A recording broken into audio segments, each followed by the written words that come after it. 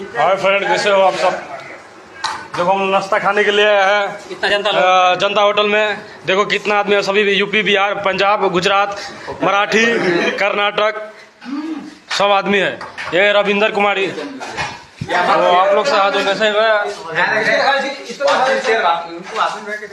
हाँ ये security guard हो गया। कौन सा होटल है? जनता होटल।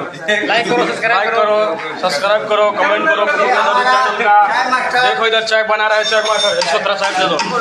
ये अदरक चाय बना रहा है, बिहार के रहने वाला है, दरभंगा जिला का। सबसे स्टाइल इसका नाम चलता है होटल में, समझ गए। सबसे अच्छा चाय बनाते हो। देखो चाय के लिए कैसा मार होता है इधर, देखो अच्छा होटल है।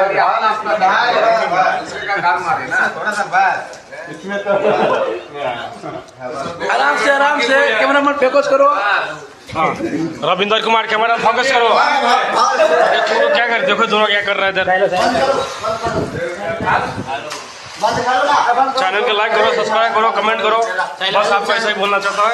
ये नर्थ मास्टर नो हाय हेलो, जा रहा हूँ बैट बॉल खेलने के लिए। बैट किधर है? बैट किधर है? चलो ये बैट जा रहा हूँ बैटिंग करने के लिए आज। तो आप लोग भी तैयार वगैरह रहिएगा, मारेगा छक्का उड़ा देगा, मैं गेंद को फाड़ देगा। जय हिंद, जय भारत।